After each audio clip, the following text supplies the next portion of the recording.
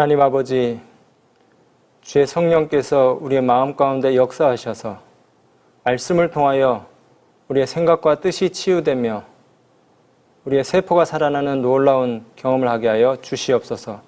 예수님 이름으로 기도드립니다. 아멘.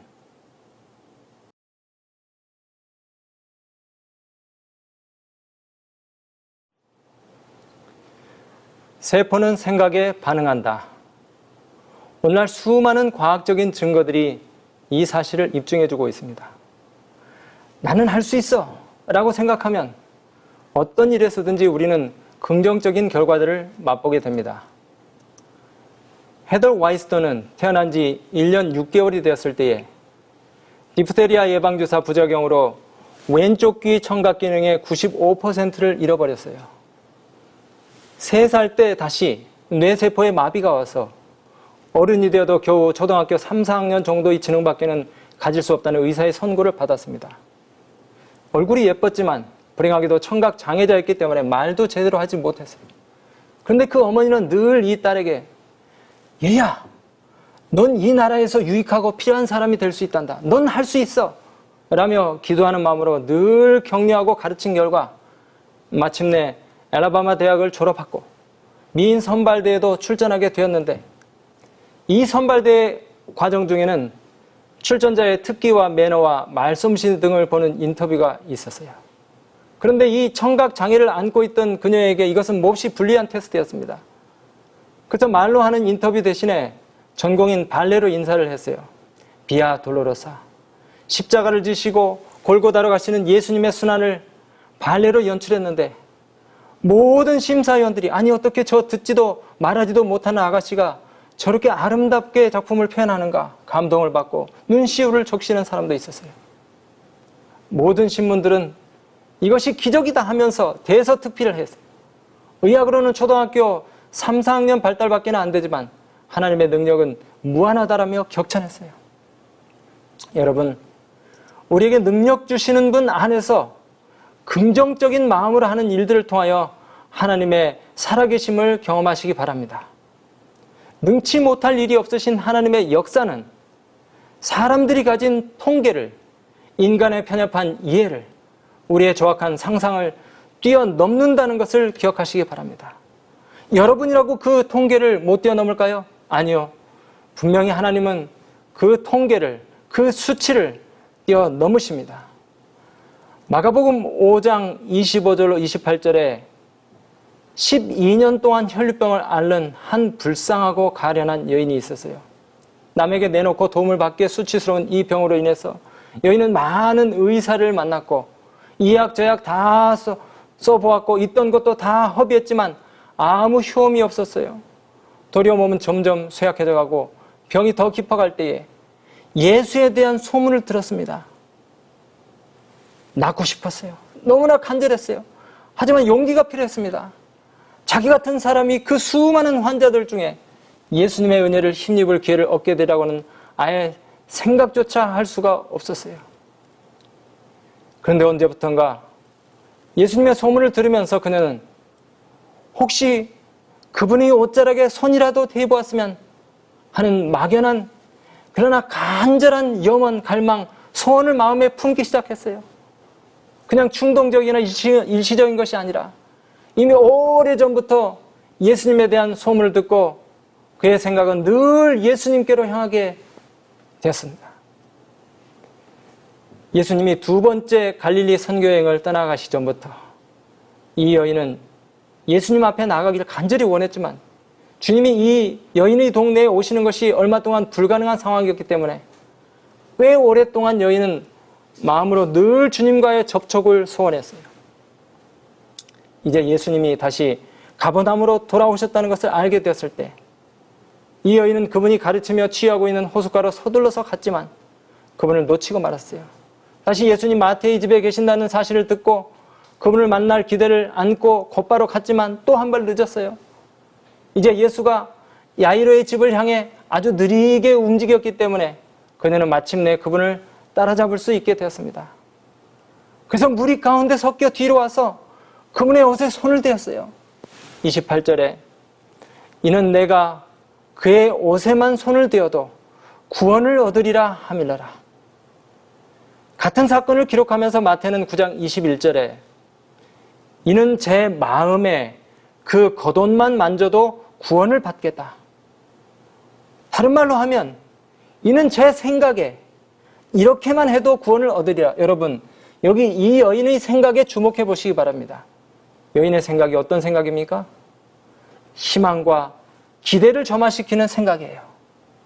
과거의 부정적이고 회의적인 생각들이 밀려나고 놀라운 일이 생길 것 같은 마음의 소원이 꿈틀거렸습니다. 여러분 한번 생각해 보세요. 무려 12년을 불치병으로 시달렸다니. 저도 18년을 하반신 마비로 누워 계신 분, 또 10년을 근육 위축증으로 누워 계신 분을 가까이서 보았어요. 참, 그런 상황에서 내가 나을 수 있겠다는 마음의 희망을 갖는 것은 참으로 어려울 것입니다. 먼 이야기입니다. 도저히 상상할 수 없는 일이에요. 그런데 혈루증으로 황금 같은 젊음을, 인생의 절반을 소진한 이 여인의 생각은 참 대담했어요. 대단한 믿음이었습니다. 산산이 부서진 그녀의 꿈과 미래, 과거는 온통 상처와 아픔과 실패와 좌절뿐이었을 것이지만 그 여인은 그 희망의 끈을 놓지 않았습니다. 어둡고 낡은 과거로부터의 치유를 원했고 그렇게 될 수 있을 것이라고 확신했어요. 여인은 인간의 유한성과 인간적인 노력의 한계를 맛보았습니다. 병의 불치성, 의술의 무력함, 재산의 무가치, 의식적인 부정으로 인한 사람들로부터의 소외, 부정, 멸시천대, 사회적 격리차별. 여러분, 우리도 살면서 수많은 좌절과 낙담과 열등감과 패배감, 유혹으로 흔들리지 않습니까? 그러면서 이러한 어두운 과거가 늘 나의 미래를 가로막는 장애가 되죠. 사업과 입시, 취업의 실패를 경험하기도 하고 결혼이나 자녀 양육에 실패하기도 해요. 그래서 어떤 부모들은 자녀 때문에 울고 어떤 젊은이들은 열등감으로 시달립니다. 모리스타 겐지라는 사람은 위대한 남자들도 자식 때문에 울었다라는 책을 썼어요. 제 책꽂이에는 95년도에 출판된 서울대 출신들의 콤플렉스라는 책도 있어요. 서울대생들이 가진 열등감에 대한 이야기입니다. 여러분, 인생에서 누구나 좌절이나 낙담, 우울증의 그림자를 피하기는 어렵습니다. 그때 여러분, 바로 그때 나를 구원하실 예수에 대한 소문에 귀를 열어놓고 하나님의 말씀 속에서 그분을 만나세요. 그리고 기도 중에 그분을 만나세요. 그러면 이 여인처럼 생각이 달라질 것입니다. 뭔가 새로운 일이 생길 것 같은 기대를 품게 될 것이에요. 이런 긍정적인 기대와 생각들은 살아있는 생명의 말씀, 하나님 말씀을 통해 주어집니다. 여기 이 여인의 생각에 비범함을 보여주는 인상적인 또 한 구절이 있어요. 내가 그의 옷에만 손을 대어도 병을 나으리라? 아닙니다. 내가 그의 옷에만 손을 대어도 구원을 얻으리라. 맞습니다. 그녀의 소원은 단지 병을 낫는 것이 아니라 궁극적인 구원을 바랬던 것입니다. 우리 대개 환자들이 요양원 가면 구원을 얻으리라가 아니고 어떻게 해서든지 병을 나으리라 생각하잖아요. 그러나 여러분, 그 병은 나아도 또 뭐 하게 됩니까? 결국 시간이 지나면 죽게 되는 것이에요. 첫째 부활에 참여하는 복을 확보하지 못할 수도 있어요. 육신적인 회복이 급한 게 아니라 영혼의 회복이 먼저 필요한 것입니다. 근데 예수님께로 온 이 여인의 생각은 병 차원에서 온 것이 아니라 영생의 차원에서 왔어요. 12년 동안 알았으니 남은 건 뭐밖에 없겠어요? 뼈밖에 없어요. 그리고 신경질과 짜증과 원망과 불평, 부정적이고 회의적인 생각만 남았을 것입니다. 우리는 몇 달만 아파도 나는 정말 희망이 없구나. 얼굴이 파래져가지고 좌절하는데 그럴 때 우리의 세포가 점점 더 망가지는 것입니다. 근데 여인의 생각은 달랐어요. 그냥 예수님 옷 한번 만져볼까? 이게 아니었어요. 비록 아무도 눈치채지 못하게 뒤에서 살짝 그분의 옷자락을 만졌지만 이 여인의 시도는 너무나 과감한 시도였습니다. 혈루병은 유대인들에게 전통적으로 죄에 대한 하나님의 징계의 결과라고 이해되어져 왔어요. 그래서 이 병에 걸린 자는 의식적인 부정의 이유로 멸시천대뿐 아니라 완쾌될 때까지 사회적으로 격리를 당했습니다. 이런 극심한 사회적 편견 속에서 만일에 사람들 틈에 끼어들었다가 발각된다면 어떤 위험에 빠지게 될지 예측할 수 없는 그런 상황에서 여인은 자신을 과감하게 노출시킨 겁니다. 어쩌면 예수님 근처에 가기도 전에 사람들의 돌에 맞아 죽었을지도 모를 위험을 감수한 것입니다. 그렇기 때문에 여인이 취한 행동은 대단한 결단력과 의지를 보여준 행위였어요. 그분과의 접촉을 위한 그녀의 시도는 자신의 남은 생명의 불씨를 모두 끌어모아 사력을 다해 뻗치는 간절한 소원의 행위였어요. 그 한 번의 만짐에 그녀의 일생의 믿음이 집중되었다고 선지자는 말합니다. 그 결과 무슨 일이 벌어졌습니까? 마가복음 5장 30절에 예수께서 그 능력이 자기에게서 나간 줄을 곧 스스로 아시고 무리 가운데서 돌이켜 말씀하시되 누가 내 옷에 손을 대었느냐? 난처한 제자들이 뭐라고 말합니까? 아니, 사람이 많으니까 누군가 주님을 좀 스쳤겠죠. 그런데 여러분, 그게 아니잖아요. 여인의 일생의 믿음이 집중된 그 너무나 간절한 마음의 터치였어요. 믿음을 가진 이 여인이 자신의 남은 모든 것을 예수님께 올인하여 걸어버리는 전적인 헌신의 순간은 바로 그녀의 기대가 충족이 되는 순간이었습니다. 그런 마음의 터치, 믿음의 터치가 일어날 때 우리의 세포가 깨어나는 것이에요. 이것이 바로 우리가 교회 다니는 이유 아닙니까? 그리고 이런 생각의 변화, 마음의 작용이 우리 신체의 변화를 불러일으킵니다. 성령의 도우심으로 우리의 생각이 치유가 될 때에 몸이 치유되는 일이 참 많아요. 미움과 증오와 열등감과 패배감과 생각이 바뀌면 의욕이 생기고 살 소망이 생깁니다.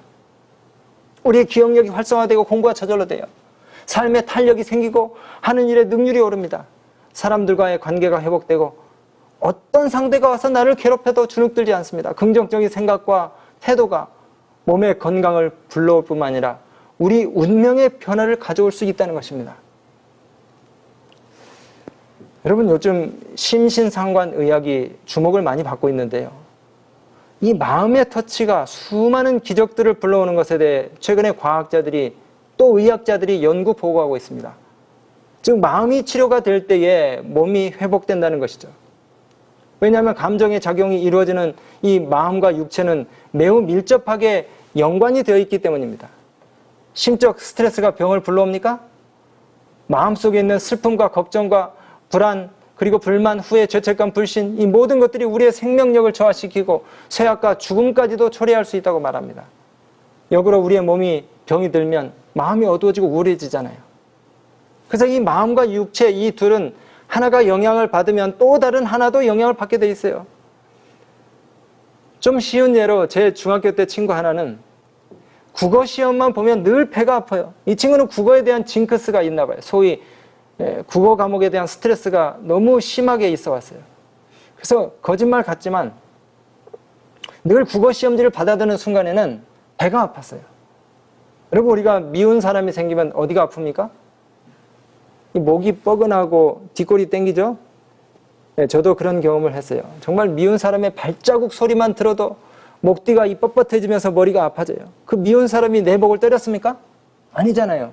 그냥 생각만 한 건데 어깨가 무거워지고 통증이 생기면서 나중에 이게 깊어지면 암이 되잖아요. 긴장과 불안과 우울과 초조, 분노, 위협, 이런 부정적인 감정들이 우리 몸에 어떤 영향을 끼치는 데 대한 이런 차트도 여기 나와 있어요.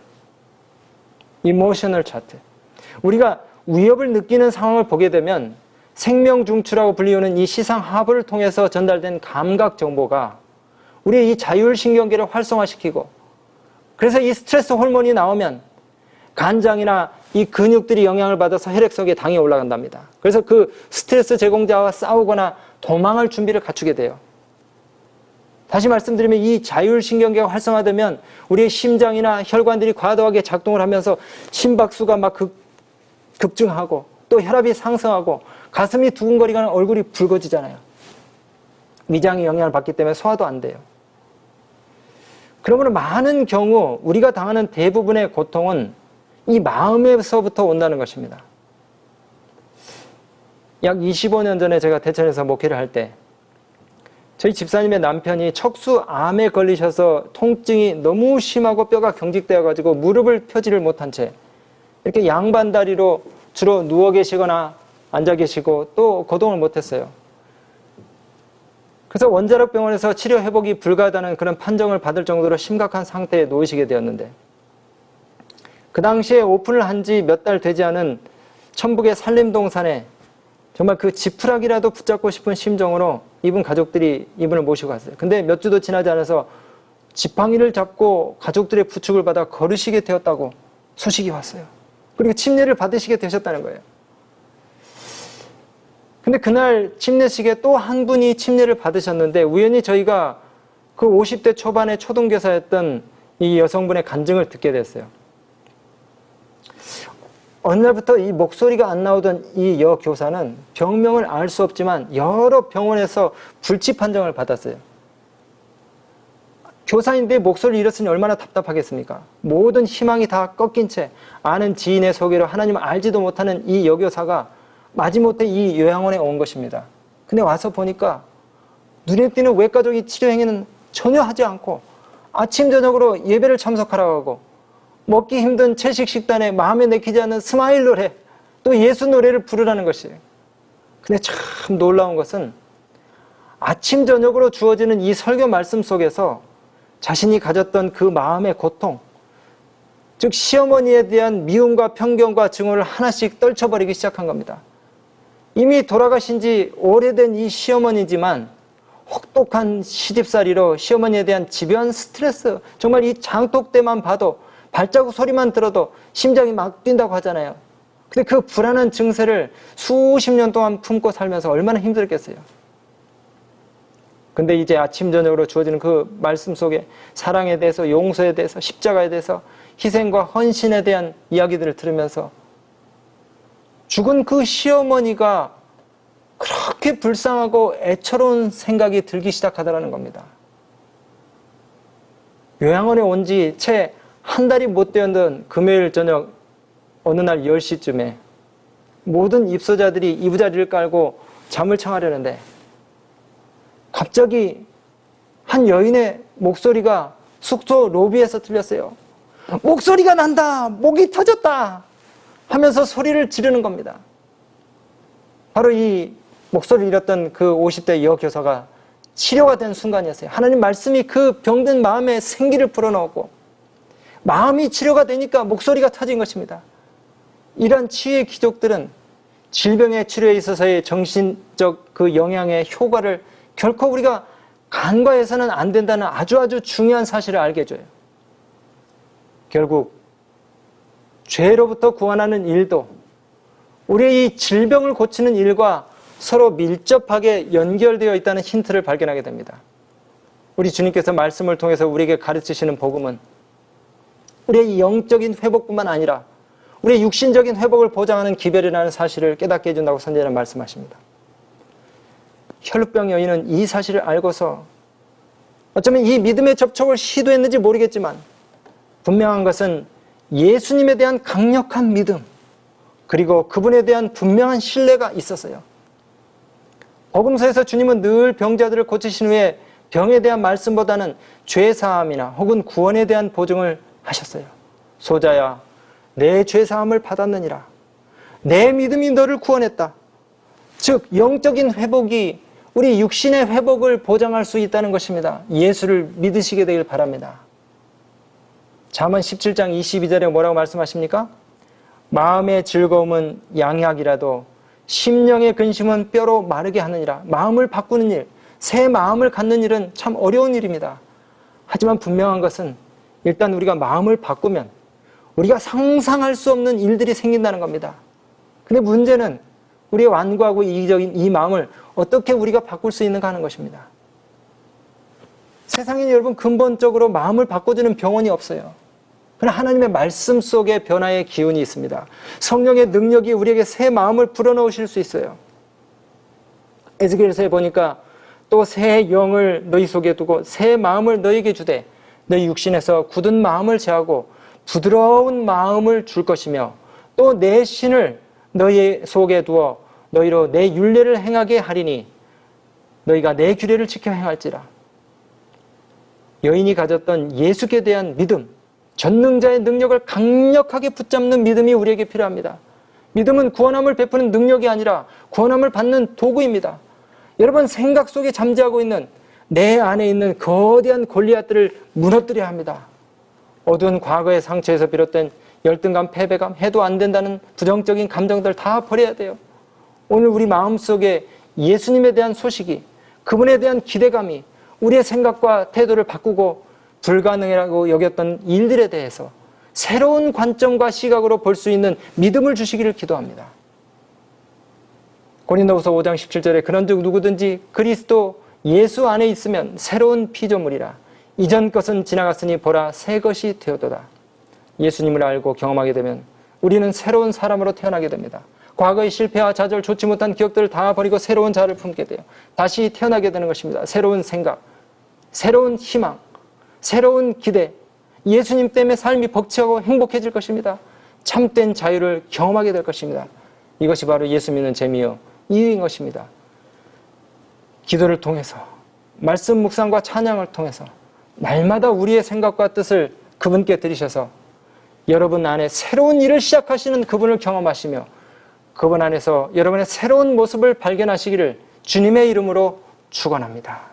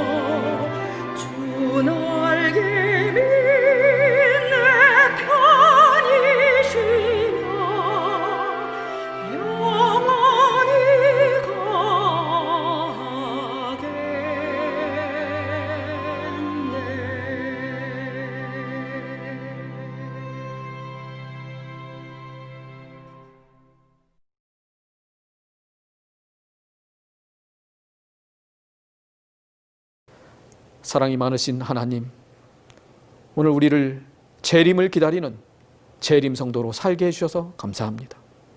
우리의 소망이 이 땅에만 있지 않고 주님이 주신 약속의 말씀에 있고 주님을 바라보며 있음을 인하여 감사를 드립니다. 우리가 이 세상에 살지만 오늘 이 시간 다시 재림하실 주님의 약속의 말씀들 때문에 다시 용기를 얻게 해주시고 힘을 얻게 해주시고 주님께서 인도하시는 그 길을 믿음으로 끝까지 걸어가는 우리 모두의 삶이 되게 해주시기를 예수님 이름으로 간절히 기도드리옵나이다. 아멘.